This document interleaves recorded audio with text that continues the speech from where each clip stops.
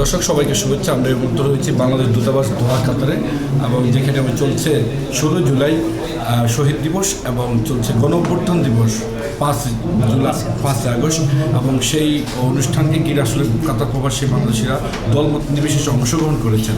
আমরা একটু শুনবো যে আজকের অনুষ্ঠানটা কেমন হয়েছে। যোগ দিয়েছেন কাতারের কমিউনিটি নেতৃবৃন্দরা। আমার পাশে রয়েছেন কাতার কমিউনিটির সিনিয়র নেতৃবৃন্দ জাহাঙ্গীর আলম ভাই। আমরা একটু শুনবো যে আপনি তো এখানে বক্তব্য রেখেছেন, কেমন হয়েছে আজকের এই আমি সর্বপ্রথম দূতাবাসকে ধন্যবাদ জানাই, কারণ একটু সুন্দর একটা অনুষ্ঠান করার জন্য। আমাদের আসলে হৃদয় পানে যেটা 5 আগস্ট আমাদের হৃদয়ে লালন পালন করি আমরা। এই অনুষ্ঠানকে এই যে আমরা বিদেশের মাটিতে কাতার দূতাবাস যে আয়োজন করেছে, আমি আবারও ধন্যবাদ জানাই। কারণ আমরা যে বুকের ভিতরে ধারণ করি, আমরা কোথায় প্রকাশ করব? বাংলাদেশের মানুষের কাছে, বাংলাদেশের জনগণের কোথায় কীভাবে শুনবে? দূতাবাসকে আবারও ধন্যবাদ জানাই, কারণ ওনারা এই অনুষ্ঠান আমাদেরকে করার সুযোগ করে দিয়েছেন। ধন্যবাদ আপনাকে, ধন্যবাদ আমাদের আকার ভাইকে। থ্যাংক ইউ ভাই। আমরা একটু শুনছি দেওয়ান ভাইয়ের কাছে শুনবো। আপনারা তো ছিলেন, বক্তব্য রেখেছেন, কেমন হয়েছে এবং আপনার অনুভূতি কী?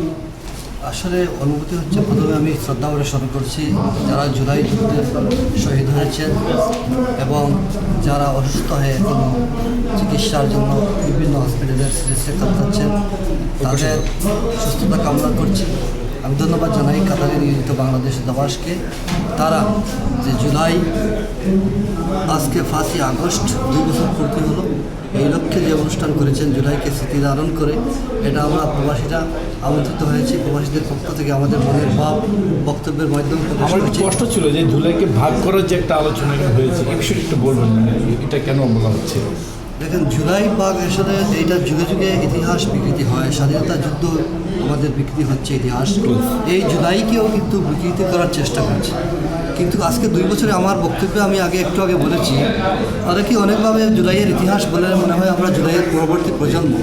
আসলে যুগে যুগে ইতিহাস বিকৃত হয়, কিন্তু ইতিহাস কখনো বিকৃতি করা যাবে না, এবং ইতিহাস তার গতিতেই চলবে। ইতিহাস ঠিক সেইভাবেই চলবে যেভাবে ইতিহাস রচিত হয়েছে। যেটা সত্য সেটাই থাকবে, সেটাই দৃঢ় থাকবে, এটাই আমাদের বিশ্বাস। আচ্ছা, কেউ বিভক্ত করতে পারবে না। ধন্যবাদ নোমান সাহেব। আমরা একটু শুনবো, এখানকার রয়েছে সিনিয়র নেতৃবৃন্দ হাসান আহমদ ভাই। আপনি জানাবেন যে যারা জুলাই আন্দোলনে শহীদ হয়েছেন অথবা যারা এখন আহত রয়েছেন, তাদের চিকিৎসার বিষয়ে যেমন কথা বলা হয়েছে এখানে কাতার থেকে আজকের অনুষ্ঠানের মাধ্যমে, এই বিষয়টা বলবেন আসলে করণীয় কী? প্রথমে স্মরণ করতে 37 জুলাই সকলদের প্রতি, যত আহত অবস্থায় ছাত্রছাত্রীরা আছেন সবাইকে সুচিকিৎসার জন্য সরকারকে আবেদন জানাচ্ছি। এই নিয়ে সংক্ষিপ্ত বক্তব্য শেষ করলাম।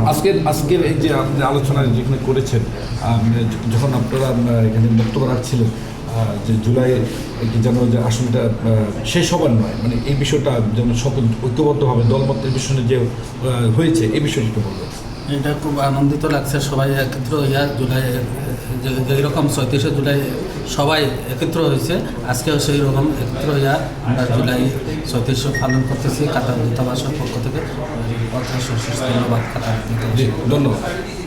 আমাদের সুন্দর একটা স্বাধীন দেশ পাইছি, এবং আমি বর্তমান সরকারের কাছে এটাই অনুরোধ করবো যে যারা প্রবাস থেকে এবং কাতার থেকে যারা যে আন্দোলনটা মিছিল করে বা শ্রমিক ঘোষণা করে, একত্র ঘোষণা করে যারা জেল জুলুম কেটে গেছে, তাদের প্রতি একটা সুনজর দেওয়ার জন্য সরকারের প্রতি আমি অনুরোধ রাখবো। জি, ধন্যবাদ।